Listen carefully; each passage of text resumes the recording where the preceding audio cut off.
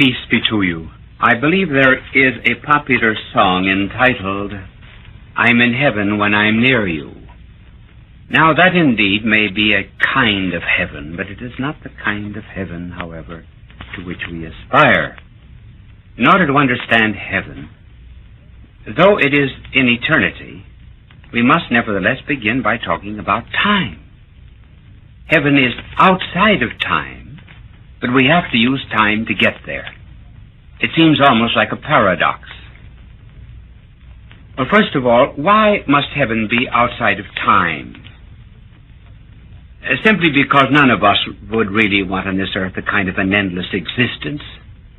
If it were possible for us to live 400 years with some new kind of vitamin, do you think that we would all swallow them? There would certainly come one moment in our existence when we would want to die.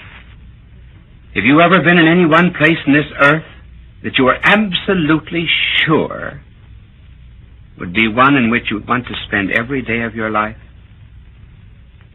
It is not very likely. The mere extension of time to most of us would probably be a curse instead of a blessing. Then, too, have you ever noticed that your happiest moments have come when eternity almost seemed to get inside of your soul? All great inspirations, certainly, are rather timeless, and that gives us some suggestion of heaven. Mozart was once asked when he received his inspirations for his great music. He said he saw them all at once. There was a great heat, a great warmth, a great light. And then there came the succession of moments, or rather the succession of notes. So it isn't writing a speech. When I prepare a talk, or a telecast, or begin writing a book, there comes a moment when the end is seen at the beginning.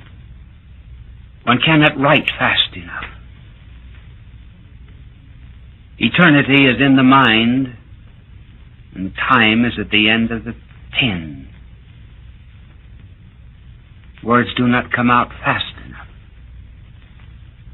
Lacordaire, the great French preacher, was once asked if he had completed his famous sermons to be given in the Cathedral of Notre Dame.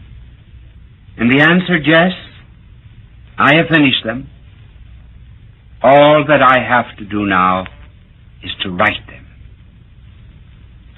Then there comes to everybody, whether he's good or bad, some dim intimations of immortality, such as Wordsworth wrote about. What will happen after death? There are, however, so many men who try to immunize themselves from those thoughts of eternity. They put on a kind of a God-proof raincoat so that the drops of His grace will not get through to them. They shut out eternity. I wonder if anybody has ever described this better than T.S. Eliot, entitled The Men Who Turn from God. It is a poem about those who busy themselves with everything in time and never give a moment to the stranger. The stranger who has been knocking at the gate of their soul almost every day. The stranger who made them uneasy in their sleep. For at night there are dire dreams of immortality. But to get to the poem of T.S. Eliot. O weariness of men who turn from God, to the grandeur of your mind and the glory of your action, to arts and inventions and daring enterprises, to schemes of human greatness thoroughly discredited, binding the earth and water to your service, exploiting the seas and developing the mountains, dividing the stars into common and preferred, engaged in devising the perfect refrigerator, engaged in working out a rational morality, engaged in printing as many books as possible, plotting of happiness and flinging empty bottles, turning from your vacancy to fevered enthusiasm for nation or race or what you call humanity, though you forget the way to the temple, there is one who remembers the way to your door. Life you may evade, but death you shall not.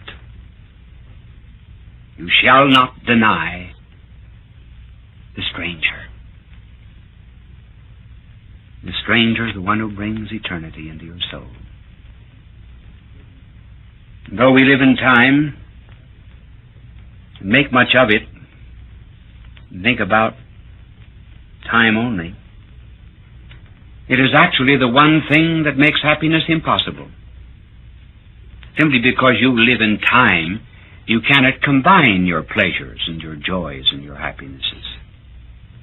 You cannot make a club sandwich of pleasures. By the mere fact that you are in time, you cannot march with Napoleon and march with Caesar. You cannot sit down to tea with Horace and Dante and Alexander Pope. Because you are in time, you cannot enjoy winter sports and the seashore simultaneously. Time demands that you take all of your pleasures successively. And time not only gives them to you, time also takes them away.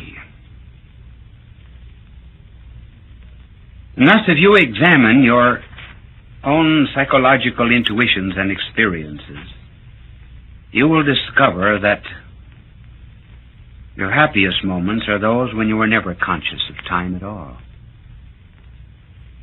When you were in school, or perhaps in your office, you look at the clock. You were not enjoying the school, you were not enjoying your work. Maybe you are attending a concert, or enjoying a conversation with friends. Possibly you may be reading, and you say, time passed like anything. The less conscious you are of the passing of time, the more you enjoy yourself. There is a hint of what heaven must be. It must be outside of time, where you can possess all joys at one and the same full moment. Well, that's the condition of happiness. But though it is outside of time, you have to use time in order to get to heaven. Now, we too often think of heaven as being way out there. We draw all kinds of pictures about heaven. Most of them are quite unreal. And because we think of heaven, and even hell, as something that happens to us at the end of time, we keep on postponing it. As a matter of fact, heaven is not way out there. Heaven is in here. Hell is not way down there. Hell could be inside of a soul. There's no such thing as dying and then going to heaven, or dying and going to hell. You're in heaven already. You're in hell already.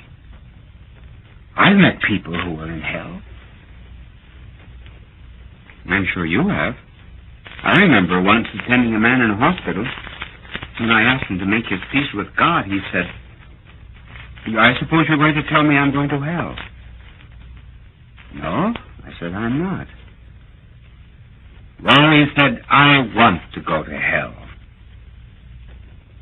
I said, I have never met in my life a man who wanted to go to hell, so I think I will just sit here and watch you go. I did not intend, of course, to let the time pass without doing something, but I was absolutely sure that if he had a few minutes to himself, he might change his point of view. And so I sat alone with him for 20 minutes. I could see him going through a kind of a soul struggle. And then he said to me, "You really believe there's a hell?" And I said, "Do you feel unhappy on the inside? Are you fearful? Is there dread? Anxiety? Are all the evil things of your life coming up before you as a specter, and as a ghost?" Well, it was not long until he made his peace with God.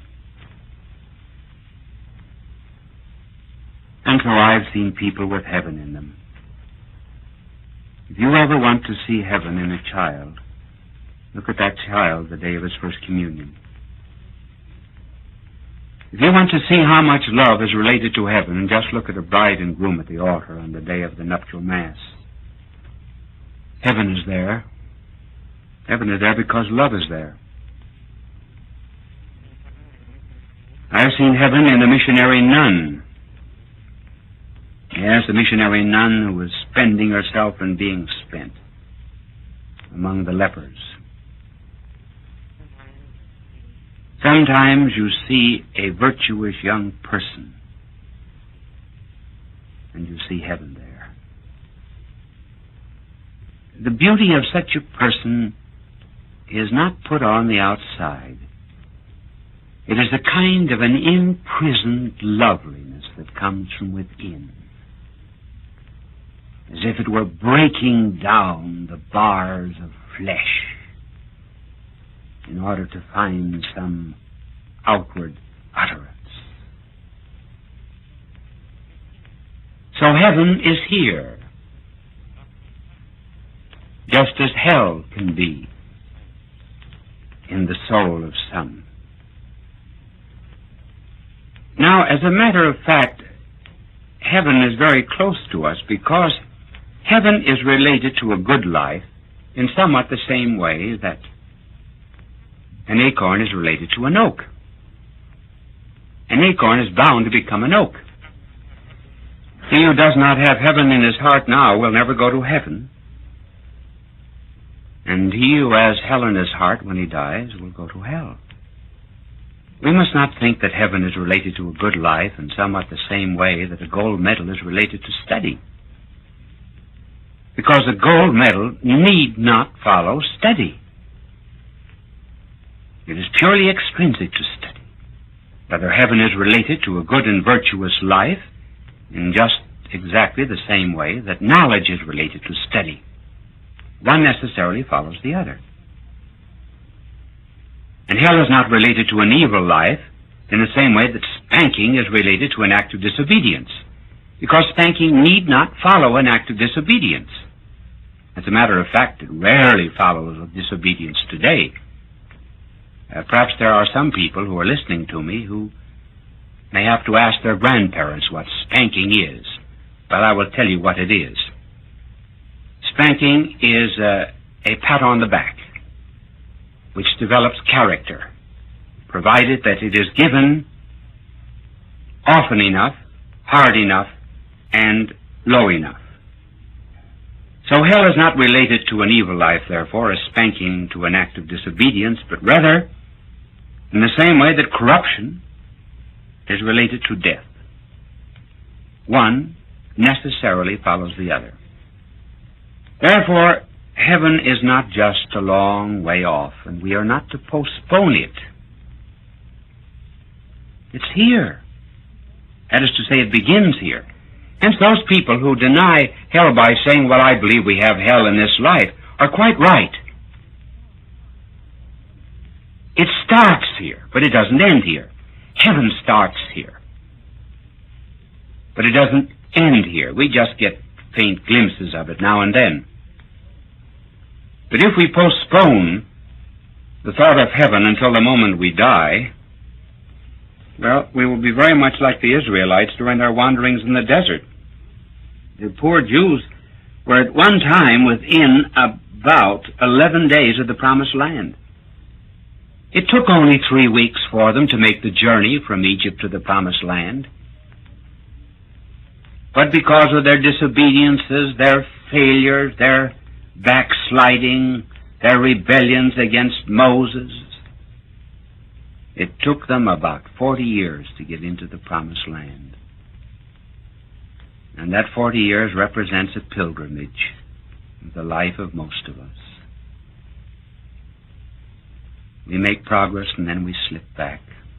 Thank heavens we have a merciful Lord who puts up with us and forgives us 70 times 7. And therefore, time is necessary in order to gain heaven. But the lapse of time itself does not bring me to heaven. What brings me to heaven is how I live, how I die. And we are not to think either that just one particular act is the sole determinant. We are determined by the habits of our life. For example, a great pianist may sit down at a piano and strike a wrong note, but you will say, oh, well, he has the habit of being a very good piano player. If I sat down to a piano to play, I might hit a right note, but you would say, he can't play.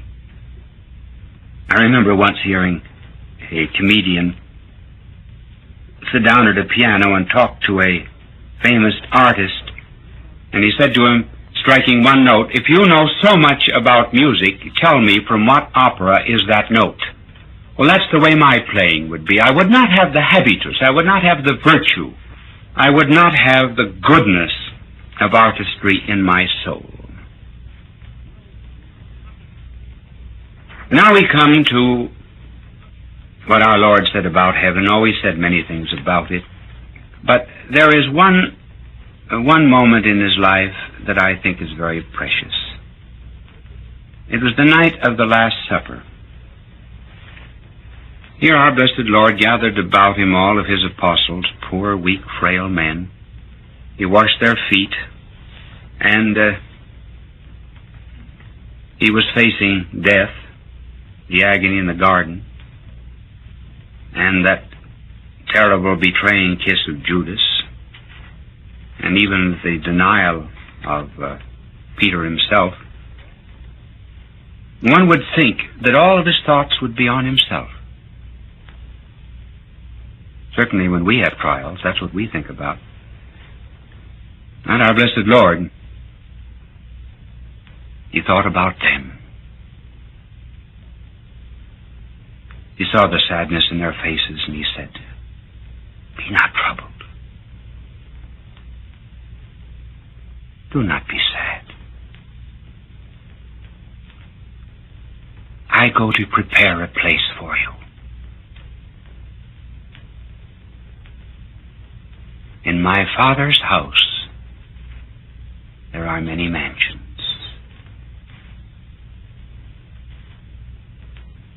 How did he know about the Father's house? He came from there. That was his home.